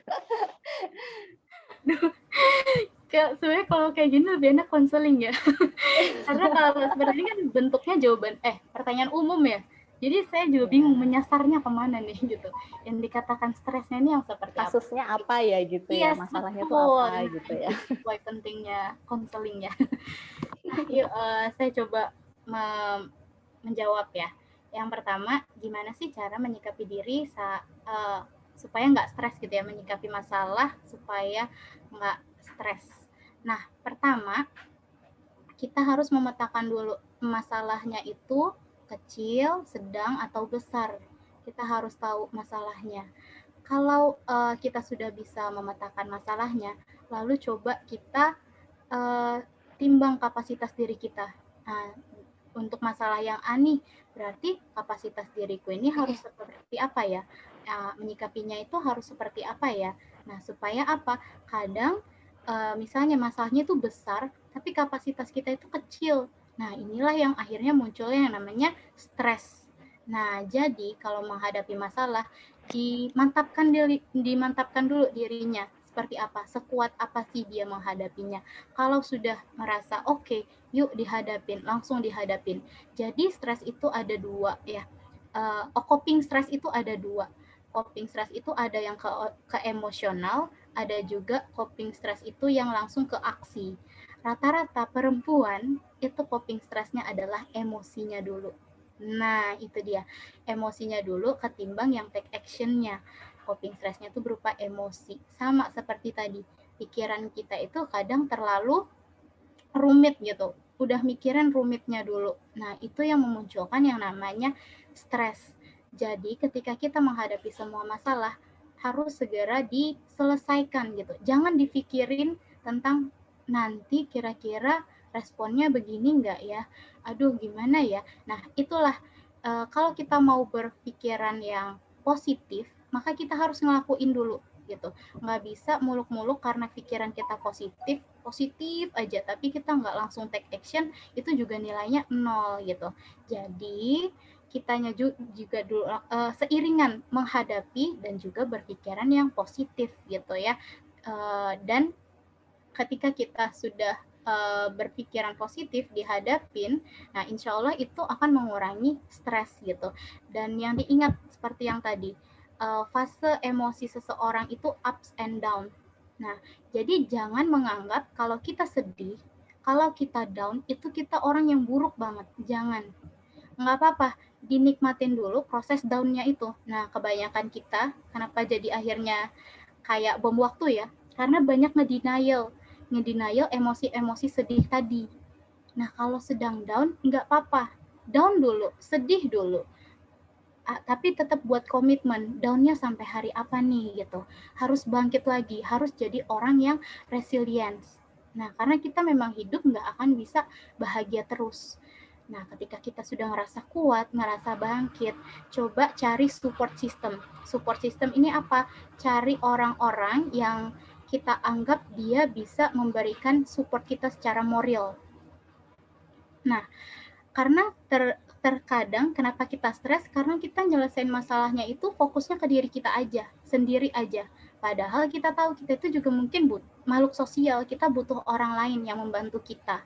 Nah, cobalah berkomunikasi dengan orang-orang sekitar gitu ya, yang kiranya bisa membantu permasalahan supaya apa? Supaya nggak stres sendiri gitu ya. Terkadang saya pun gitu, walaupun saya punya ilmu nih psikologi, tapi saya tetap butuh support system untuk bantu saya. Nggak apa-apa, share masalahnya apa ini itu. Supaya apa? Supaya ada opini lain yang datang untuk kita gitu. Terkadang kita stres karena kita cuma tahu stuck di satu opini nih gitu. Kita cuma stuck di satu pendapat dan ternyata pendapat itu nggak mampu nih menghadapi masalah yang ini. Akhirnya stres. Walaupun berpikiran positif, akhirnya stres. Tapi kalau kita punya support system, kita mau take action langsung melakukan, mau berpikir positif, ketiga hal itu berkolaborasi, insya Allah sih menghadapi masalahnya nggak akan serumit yang kita pikirkan.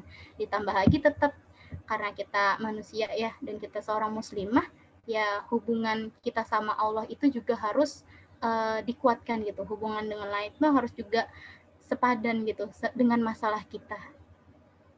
Nah, kenapa beberapa psikolog yang perspektifnya Islam gitu kan, kadang mereka mengarahkan juga ke dalam hal ibadah gitu ya.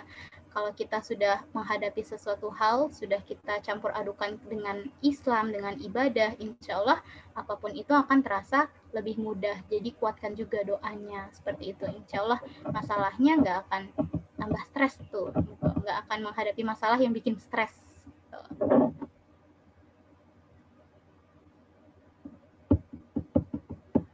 Oke, semoga ya.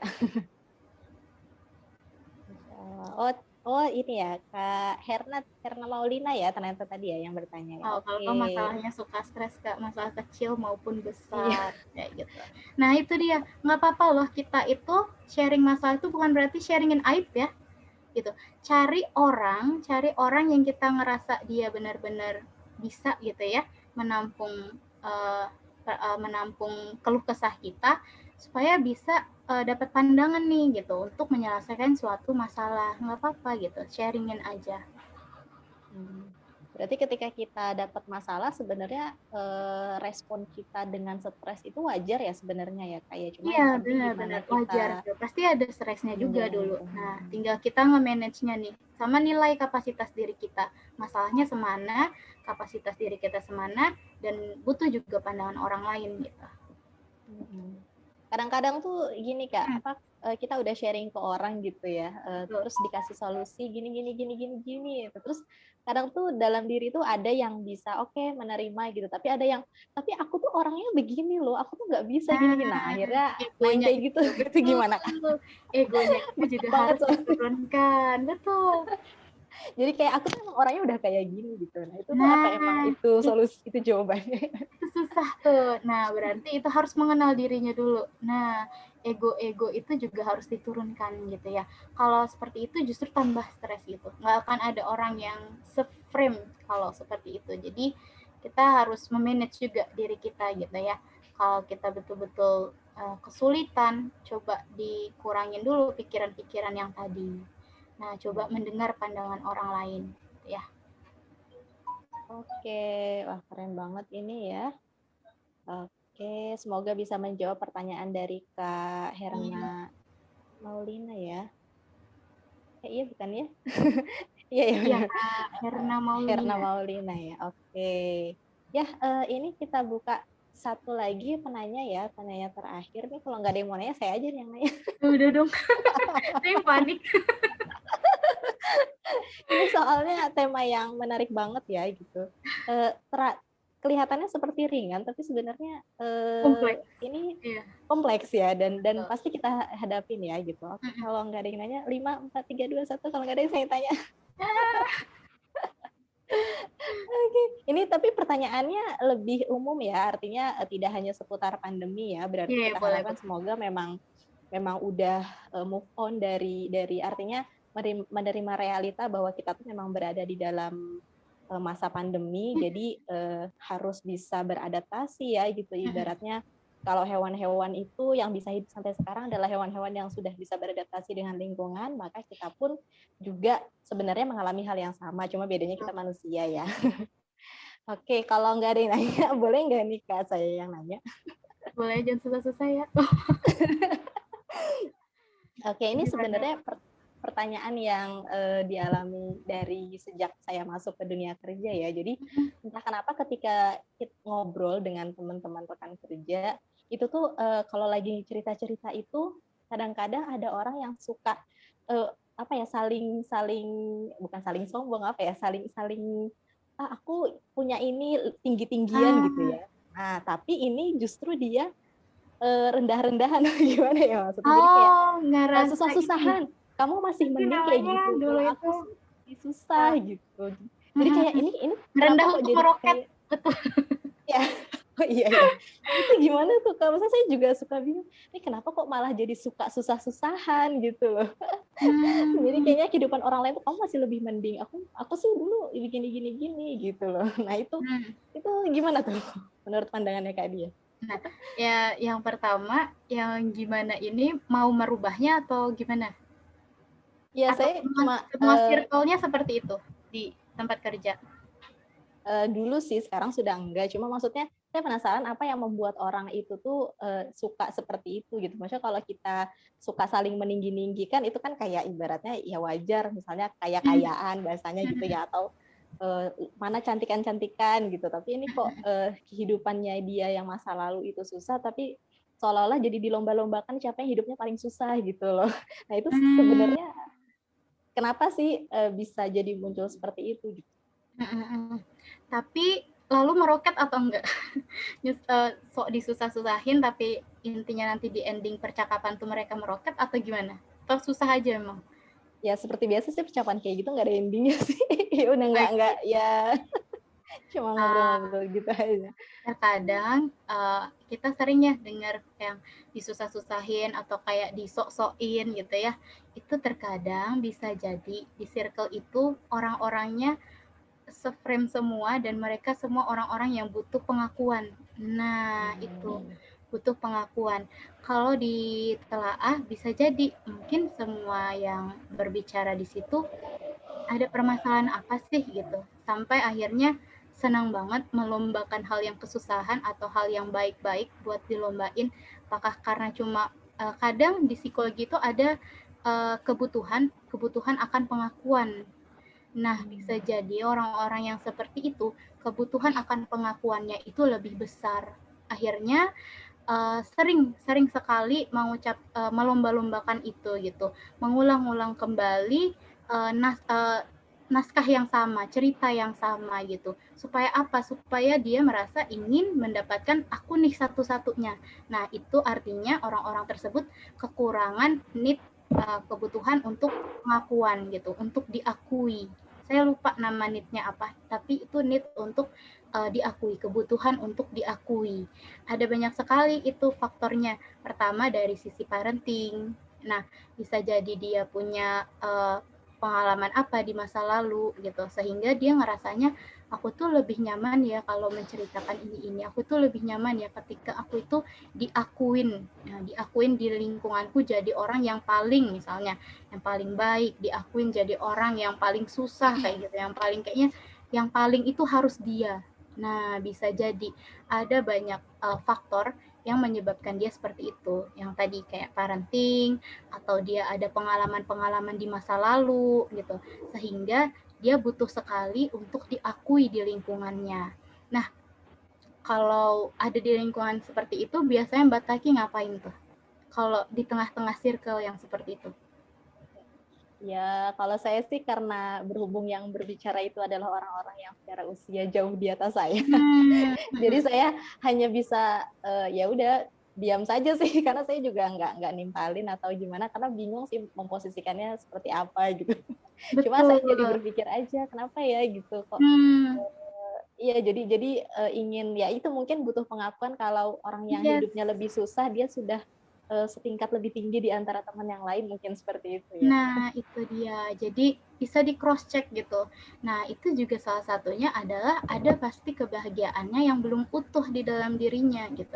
Karena orang-orang yang sudah bahagia gitu, mentalnya sehat gitu ya, dia sudah tidak butuh konfirmasi dari orang lain, dia sudah tidak butuh pengakuan dari orang lain. Bisa jadi di masa-masa sebelumnya ada kebutuhan yang tidak terpenuhi gitu. Kenapa akhirnya saya bilang parentingnya mungkin ada yang bermasalah? Karena bisa jadi di usia-usia awalnya dia tidak pernah mendapatkan apresiasi mungkin dari orang tua gitu ya. Dia mungkin tidak pernah merasa didengarkan dengan orang di sekitarnya gitu. Akhirnya munculnya kapan? Munculnya ketika sudah besar gitu ya. Akhirnya semuanya meluap gitu ya, kayak bom waktu. Akhirnya di masa sekarang justru kayak berlomba-lomba untuk mendapatkan pengakuan. Makanya itu pentingnya belajar parenting juga gitu, biar tahu ya, supaya tidak ada bukan gangguan sih, tapi supaya mental itu sehat di masa yang akan mendatang. Itu. Kalau di tengah-tengah itu sabar ya Mbak Taki. Diingatkan, justru malah diingatkan aja ke teman-temannya gitu. Apa ingatkan buat apa sih? Buat apa sih ngelomba-lombain itu gitu? Nggak dapat apa-apa juga kan. Iya sih benar. Oke Kak, ini ada pertanyaan terakhir sih, Iya. kita terimain yang terakhir banget karena memang pertanyaannya juga menarik ya. Nah ini, kalau tadi kan kita bicara bahagia, gimana kita munculkan bahagia dari dalam diri kita. Nah ini pertanyaannya nih, gimana caranya, dari Kak Senia, gimana caranya kalau misalnya ternyata orang terdekat kita, entah itu saudara atau mungkin pasangan kita, gimana caranya kita bisa berbagi kebahagiaan atau membuat mereka bahagia, terutama mereka yang saat ini sedang isoman, supaya keadaannya nggak makin terpuruk. Nah, jadi gimana kita sebagai orang yang dekat, entah itu teman, saudara, atau keluarga, membuat mereka supaya bahagia yang saat isoman, yang Yang saat ini. isoman ya berarti ya. Jadi bukan kita yang isoman, tapi orang Orang lain. lain yang isoman, gitu ya. Nah, ini penting sekali teman-teman ya. Kenapa? Secara psikologis gitu ya. Orang-orang yang isoman, terutama yang usianya lansia, itu kemungkinan untuk merasa depresinya lebih besar. Jadi ya, jadi saya pernah ngobrol gitu sama saudara juga yang dia pernah kena dampak COVID gitu ya. Justru perasaan dia isoman itu sangat menakutkan gitu ya. Udah pikirannya udah macem-macem gitu. Rasa emptiness gitu ya, kesepiannya itu berkali-kali lipat untuk orang-orang yang isoman. Padahal kita tahu manusia itu makhluk sosial gitu, nggak bisa lama-lama sendiri. Nah, bagus banget pertanyaannya, gimana sih yang harus kita lakukan supaya meningkatkan emosi bahagianya orang-orang yang isoman. Yang pertama, kita bisa video call dengan mereka gitu ya. Kita bisa support mereka secara moral gitu.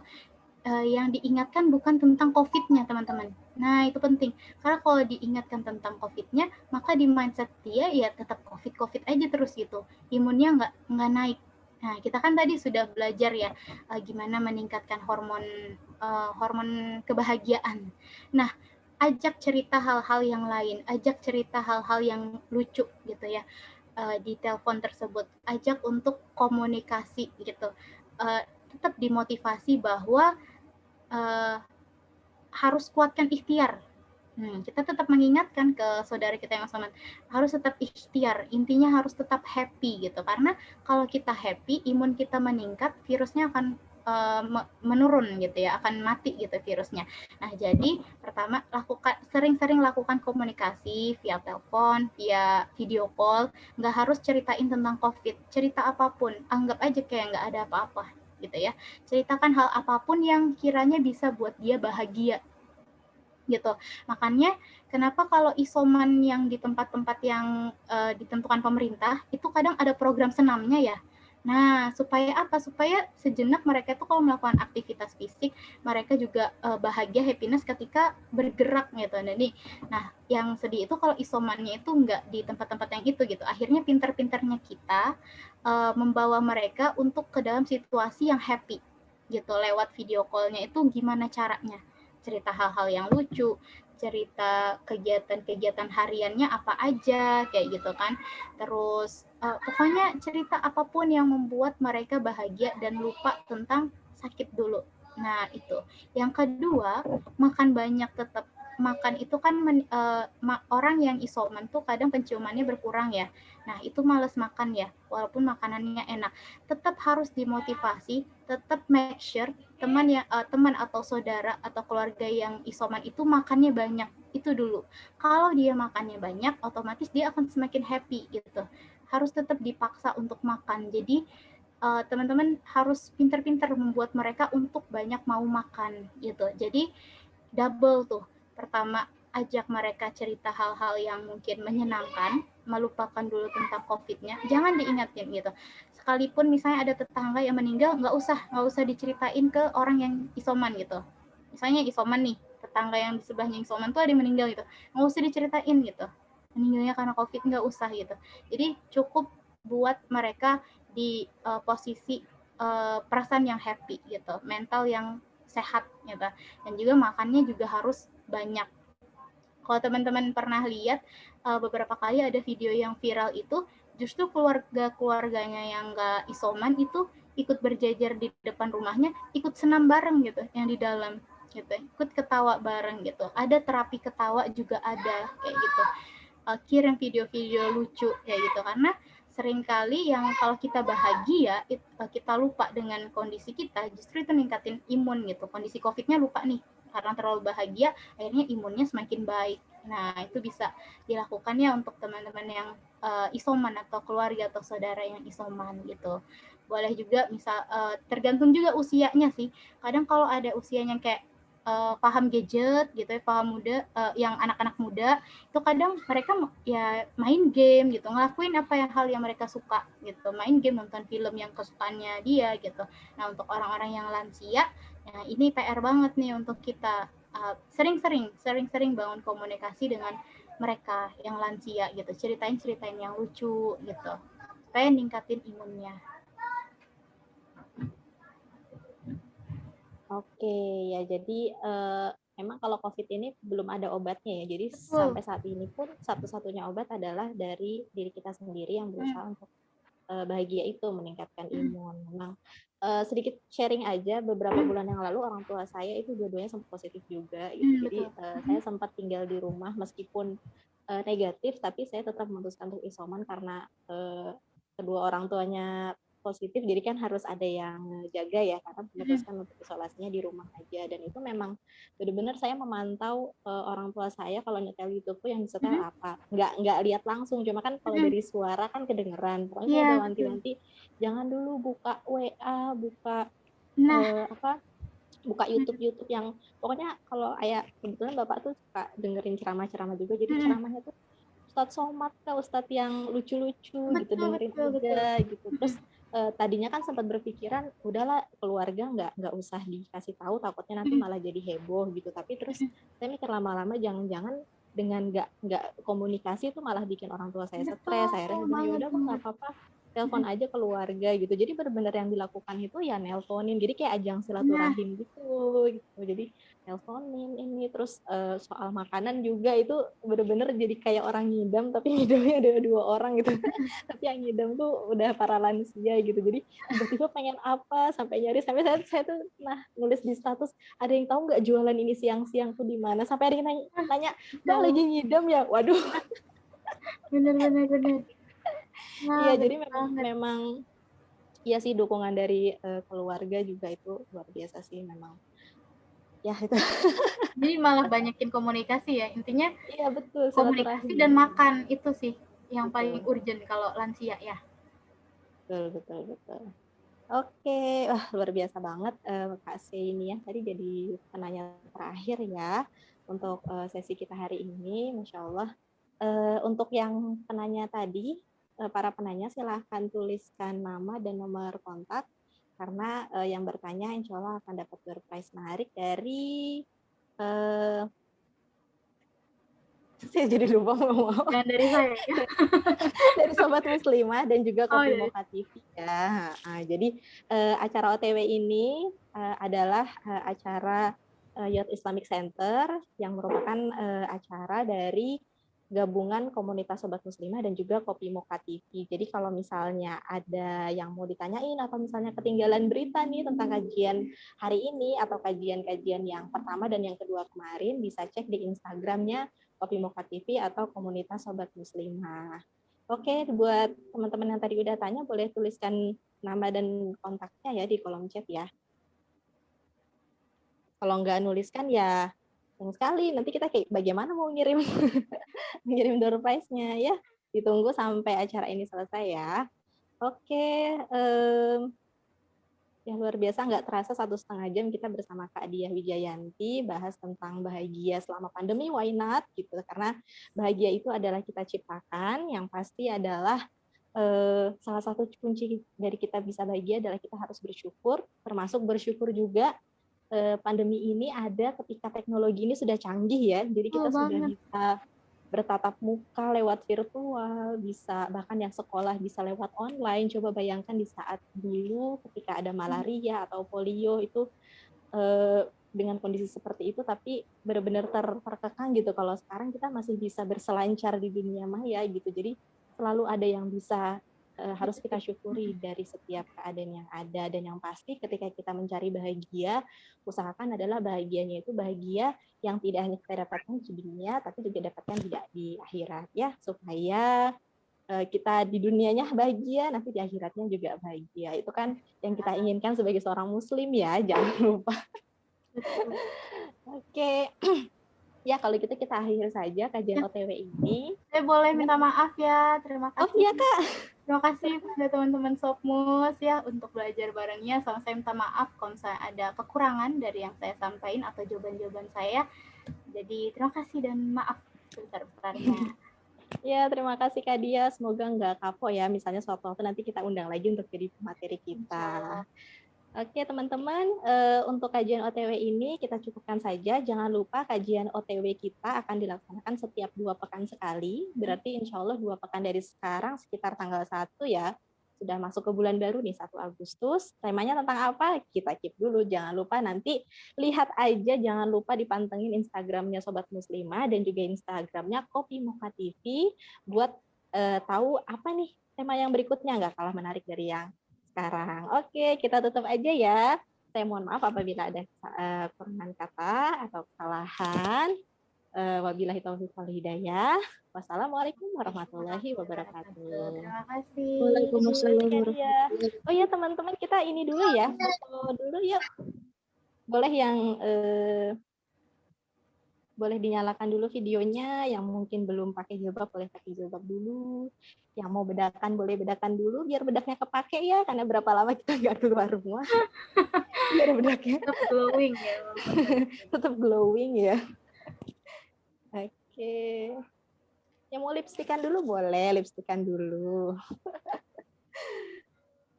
Kalau mau pakai parfum ya boleh, meskipun nggak keciuman juga ya kita ya.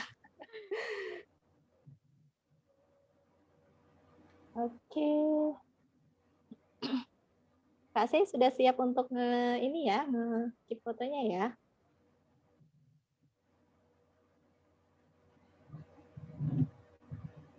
Oke.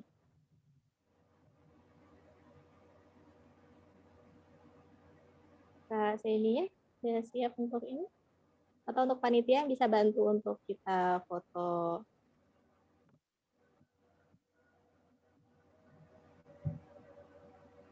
Oke, kita ya. Ini karena kita pesertanya ada luar biasa banyak sekali. Jadi ini kita akan screenshot beberapa kali ya. Sebentar dulu.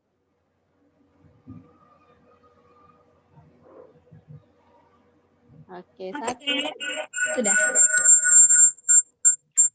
Gimana Kak Sei? Dari Kak Sei aja yang iniin, yang aba-abain. Hitung ya.